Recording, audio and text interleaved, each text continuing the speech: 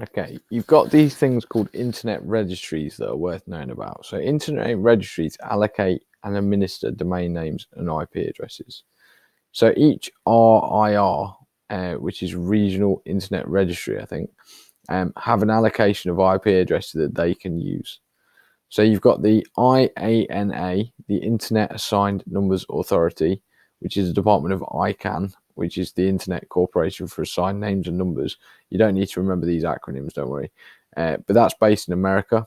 And there are 5 large RIRs, Regional Internet Registries. So that's Latin America, North America, Europe, Eurasia, Middle East, Africa, Asia Pacific. So these all have national registries, which is one per country, and these are the things that allocate who's got what IP addresses and why.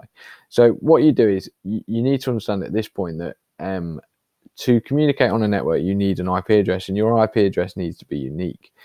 Now, that's easy for a local network that you set up yourself, but when we're talking about the internet, which is everybody on the world communicating in the world, you've got to have a unique IP address, but there isn't enough for everybody.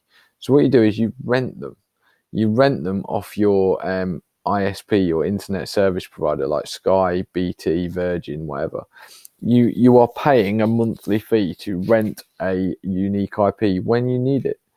Okay, now you don't rent what you guys don't realize is there's dynamic and static IPs, which we'll talk about a little bit more later, but it's not massively important. But let's say Sky, we're going to take it down to a lot smaller numbers than this, true, but let's say Sky have 100 unique. So Sky, which has been allocated by our national registry in England, Sky have been allocated 100 IPs to use on the internet. Well, with the 100, Sky can probably have 200 or 300 customers because not everybody is using it at the same time. So what you do is you have a dynamic IP. So what happens is you get allocated an IP to use on the internet at the time of going onto the internet. If you want a static IP, you can have that. So you can have your very own IP on the internet that you, again, rent from someone like Sky, but the IP will never change. That is fine, but it's expensive. It costs a lot more to have a static IP than it does a dynamic IP. But anyway, if you ever wondered how these are allocated, there are companies that do that.